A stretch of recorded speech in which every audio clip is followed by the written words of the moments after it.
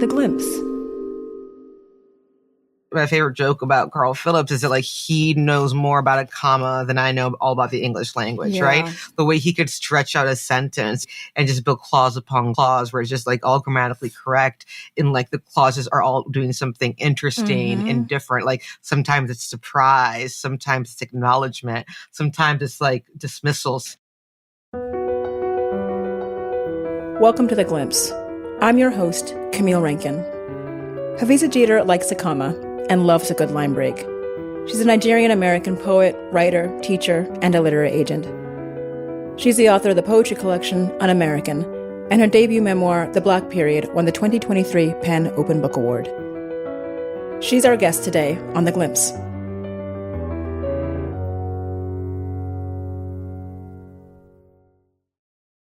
Hafizah Geter's poetry moves with a surprising stealth, burrowing into the marrow of family, love, and loss, troubling relationships between people and land and nation, and tugging at the tether that binds the living and the dead. In her debut poetry collection, Un-American, she reveals truths so acute, so intimate, we catch our breath.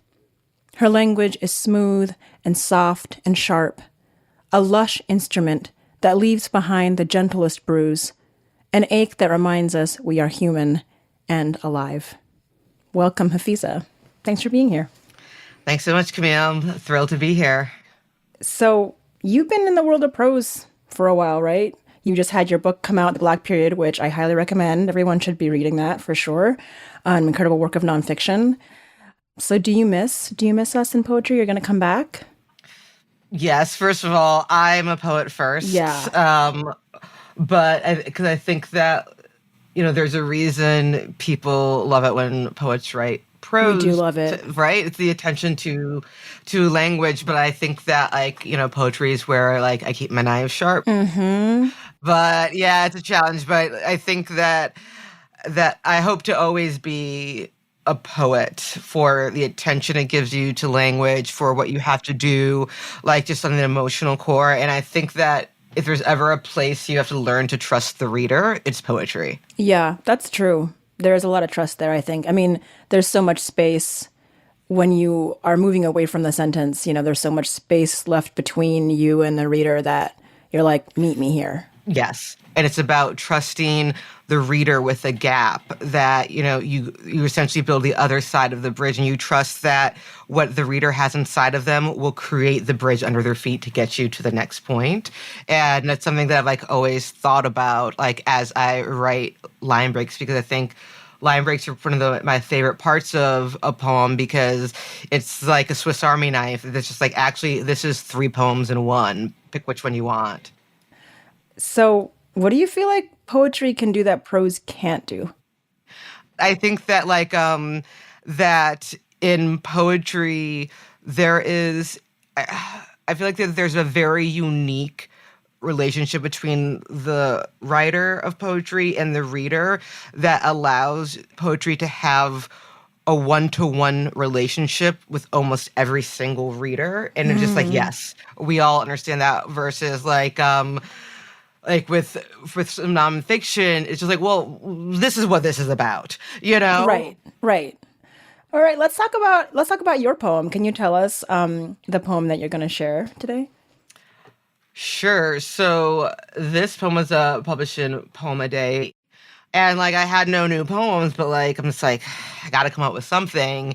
And so this is my first attempt to be writing after my poetry book came out, and after my nonfiction book came out. This is essentially the one and only poem I've written since the book.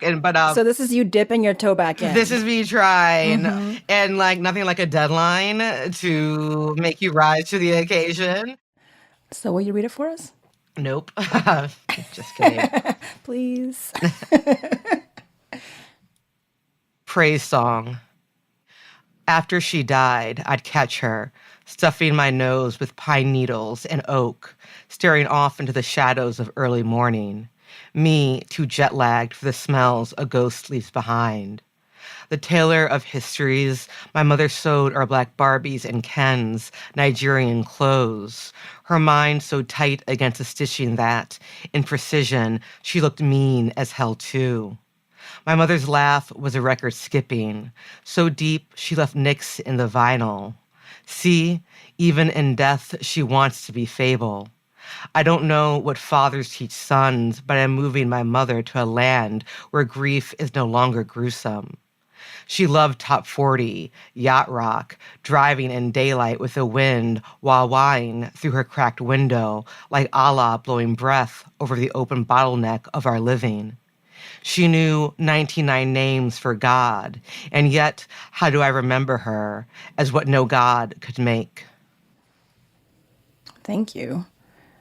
Like, I feel like this poem, praise song, it feels like an elegy that refuses the elegiac. Like it feels like it's really happening more in a space of joy. Yeah. In grief, you can forget how funny your parents are, especially like anyone with like immigrant parents, as you know, like the literally just like idiosyncrasies that they have. Like, like my mom loved Oprah and McDonald's apple pie. She loved yacht rock so much. She loved yacht rock. Yeah, rock, that's a great detail. Like, it's like, what? Yeah, But then when you listen to yacht rock, you know what? I'm like, I get it. I get it. yeah. But in the meantime, she was like buying black Barbies and Kens and literally stitching them Nigerian clothes to replace with. It was the time when like, you had to go to like 14 different places to find the black Barbie. Like Afrocentrism was like all the rage. I also like appreciated just the way that, immigrants stitched their lives together, like for their children. Yeah. Like we often think that like as the children of immigrants, that like we're the ones who do all the assimilation. But like our parents are doing it in ways too that are beyond the ways that break our heart, like not giving us their language. And we're all still mad about that. But like that's a form of assimilation. Yeah, and I think that there's also a sense in the poem of like your mother appears in the poem not just as like a ghost in the romantic sense. Like, people are always talking about ghosts like they're in their nightgowns holding like a candle and they're like floating. Like there's an audacity about her presence, which I really enjoy. I think that's rare to me to see that kind of haunting, and I really appreciate that. And I feel like it goes hand in hand with that sense of not exactly letting go, but like you said, it described it as like getting clear. And I love that moment in the poem when you say that you're moving your mother to a land where grief is no longer gruesome. Like there's such a relief in that, and it feels like it's a mercy for both of you. Yeah, because like so many of like just like the way emotions are talked about, the way it's also talked about through like very patriarchal and masculine lens. And so there's always like the violence of the experience. And it's just like I don't want this to feel so bloody anymore. Does that connect back to the title that you chose? Like, can you talk about that choice of praise song for the frame for this poem? Yeah, because like, I feel like poets like and titles, whenever like prose writers are just like titles are so hard. I'm just like, now do it 55 times. For one book. For one book. Like it is truly like a title is truly an important and instructive thing. But I was also thinking of just like, there's the traditional ideas of like praise songs and how lofty they are. And so like whenever we think of like reverence, there's always something like inaccessible and like otherworldly of this. And it's just like want to make it as not like mundane, but as just like as everyday. In a way, the mundane here is elevated to the space of the divine by the form, but also kind of makes us understand that I think I was talking to another poet, Amakojo, who said that we're living heaven and hell all the time. It's happening on earth all the time. And so in a way, it kind of reframes those experiences as the divine that maybe we hadn't thought about that way before. And I think that's, yeah.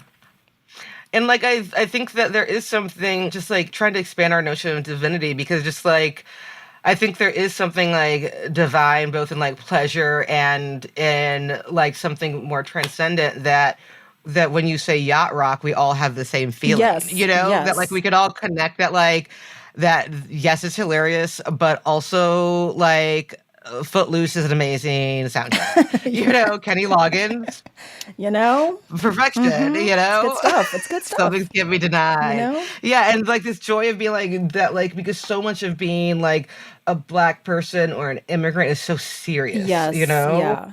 I remember like when Green Day's like the album had like Time of Your Life on it. When that like album, my mother loved that album. I was just like whenever those songs came on I the radio, love she's that. like, shh. And she also like loved Shaggy. It wasn't me. Yeah, I love that collection of things that feel like contradictory. I feel like that's very much immigrant parent experience. You're like this and that? Yes. Really? Okay. Sure. Yeah, Yes, exactly. definitely. All right, let's take a little break, and when we come back, we can talk about Carl Phillips and what he is up to.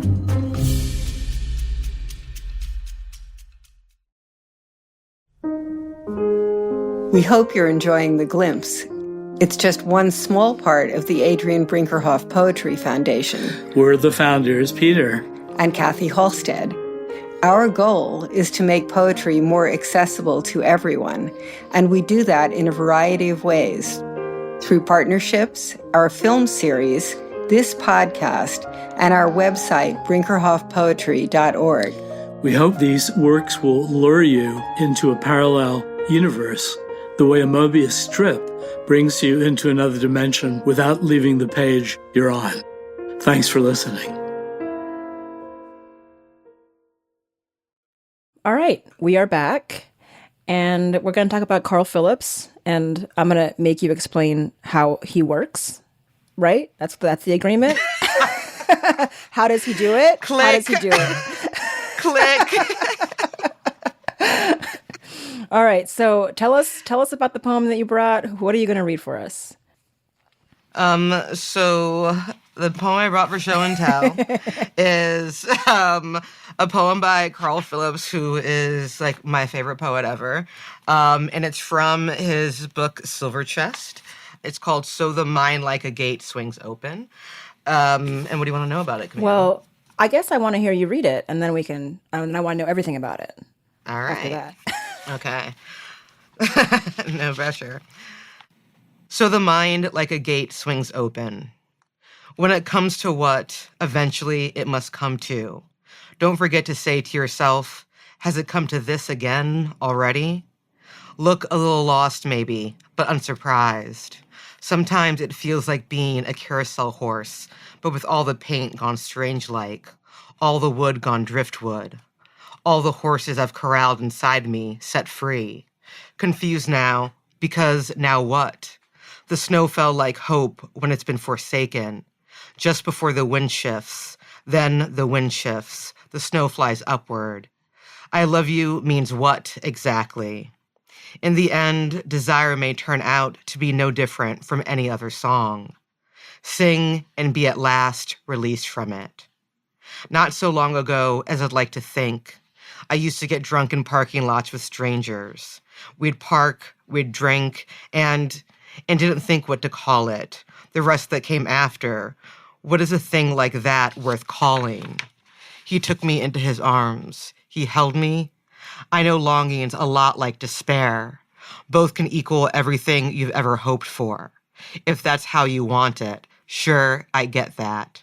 What's wrong with me? I used to ask, but usually too late, and not meaning it anyway. He touches me, or I touch him, or don't. All right, Carl. I'm glad they gave that man his Pulitzer. It's about time. One more year and I would have had to cuss the whole system out. Honestly, it was getting to be like conspicuous at this point, you know? Yeah, like there was about to be a revolt among us. So, Carl Phillips, favorite poet. Yes. What about this poem? Like, what draws you to this one in particular? I think that it's the same thing that draws me to all of his poems, but it always happens so differently each time. Like, my favorite joke about Carl Phillips is that, like, he knows more about a comma than I know all about the English language, right? The way he could stretch out a sentence and just build clause upon clause where it's just, like, all grammatically correct, and, like, the clauses are all doing something interesting and different. Like, sometimes it's surprise, sometimes it's acknowledgement, sometimes it's, like, dismissal, sometimes it's, like, it's kind of like this coy me too, you know, that like, and that I love, and that like, that I've never seen anyone who can twin shame, desire, and just like banal recognition of oneself, you know, and just like, I love you means what That moment. exactly? Like, can you talk about that moment? Yes. I was like, I feel like I had been slapped in the face. Yes. Especially with that line break, I love you. Yes. Means what exactly? Means what exactly? But like, it's blows open the question and both dismisses it in this way that only as something as big as love can be everything and nothing. Yeah. You know, it can be something like the currency we like that we will do anything for, and like tissue paper. It's like the mismatch is so delicious and like unsettling and hilarious. Yes. Like rarely do you see someone like tackle the mania of crush and desire and love in a way that is also like deeply serious, you know, impactful. And I feel like with Carl that like Carl is never afraid of like the hysteria of desire, of like that desire can make you feel hysterical, right? And like how he can inhabit on the page when he writes about shame, he inhabits like the visceralness of being inside of it, but by the time you're done with this sentence, you realize that it's over, that like you're someone who's talking about it from a remove, you know, that like in the way he talks about it, like you see the recognition of shame, but he's just like, but we're on the other side, like and maybe not an other side, but he's just so matter of factness of it, right? Like a person who can talk about shame while invoking shame while not having you feel the shame, you know what I mean? Yeah. He manages to really utilize the sentence, as you were saying, with perfect correctness, but he also somehow escapes that trap of the poem feeling like an accident of prose in lines. It's just the sentence is doing poetry. Yes. So often when people write about desire, it's like precious, you know? But like he like acknowledges that like it's actually pretty embarrassing. And he's just like, this is what vulnerability is and looks like. And at the end of the day, like I've never read any poet where I can like read so much about desire and shame and feel the opposite by the time I'm done. Because they say that like embarrassment is like a thing that like it comes from inside you. Shame is what others do to you, you know? I feel like that's one of the things about this poem, like hearing you talk about his relationship to shame and desire. In this poem, I feel like there's so much casting off. And it's interesting, like there's this kind of examination of release, but the release, it's like, is it liberation? Is it relief? Is it disappointment? I don't know. It's a shrug. It's like, I feel like it's a shrug. It's just like Carl's walking away, looking back and shrugging over his shoulders and keeps going, you know? Yes. And when he talks about shame from his vantage point, you understand that it's something that's done to us. And which means that when we look at it, we can come at it from like, you know, an overhead view looking down, you know, like this disembodied view, but we still recognize our body in it, like in some way. Yeah. Okay, so imagine like a picture of your heart, right? Like, and then you blow up so you can see all the pixels, right? His poems are able to find one pixel of your heart and be like, boom, that one.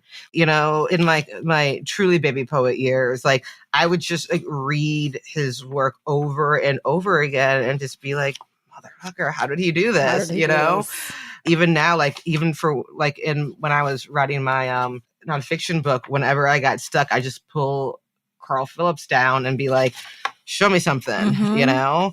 It's kind of like, you know, like how Black people have a meal so good it makes them mad. Yes. Like that's what I feel like a Carl Phillips poem is. It's honestly the best feeling. I love when I get I'm reading a poetry book and I'm just like, God damn it. How dare I'm just you? like, this is outrageous. I'm like, want to throw it. I want to turn over a table, just like the only time I want to call the cops. Yeah. You know? That like you can see like his intelligence moving all through just like the classical education and everything that he knows, but in a way that like never alienates you. That like it's rare that such elevated language and like there's an elevated eye can like not lock you out. Yeah, at any level. Yeah. I feel like that's a big part of the way that he makes poems, and it connects back to what you're talking about with shame and what we take on from the external, and the shrug that he like extends throughout this poem over and over again. I feel like that's connected back to that. Like, you're gonna be let into this. Yes, I'm a very smart man, but you're welcome here too. Like, exactly, because just like I know we like people say like like the work should like also show you how to read it, like the poem should show you how to read it. Like, sure, but like Carl's actually does in a very precise way, because like you get to know how he's using these contradictions to find both like agreement, recognition, shame, all of these things. And so like I feel like that's part of like why you don't ever feel all locked out of it, because like even though his like diction and syntax is so like like you recognize a Carl Phillips poem from a million miles away, like, but like, the moment you start, he's teaching you, like, or not even teaching, he's just showing you that you already know how. That's a nice way of thinking about it. Yeah. I feel like Carl Phillips poems are such strange, lovely places to be. Yeah. You always feel a little bit like off kilter. It's just like, I don't know, a friend who plays like a clever joke on you every time that you're always into. Yeah. It's like, you got me again, Carl. You got me again. You got me again. And at the end of the poem, it's always just like, what? What? Carl. Yeah.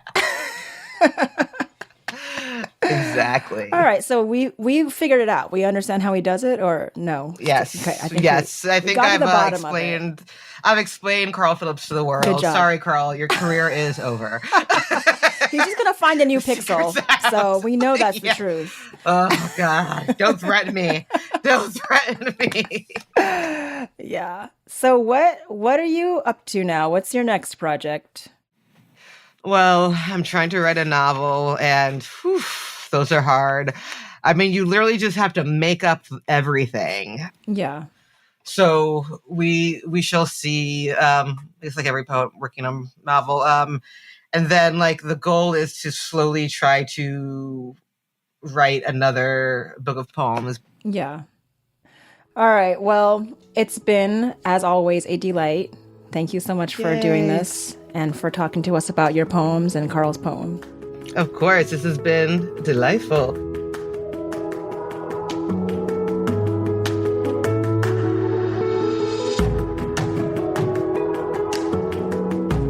Thanks for joining us today. I'm your host, Camille Rankin. Hafizah's poem, Praise Song, was first published on Poem a Day. Carl Phillips' poem, So the Mind Swings Open Like a Gate, is from Silver Chest, copyright 2013. It was aired with permission from Farrar, Straus, and Giroux. All rights reserved.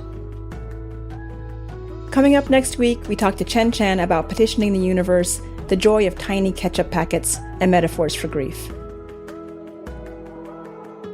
Make sure to like and subscribe to The Glimpse wherever you get your podcasts. You can also find episodes on our website, brinkerhoffpoetry.org. If you have any questions or comments, please drop us an email at theglimpsepoetrypodcast@gmail.com.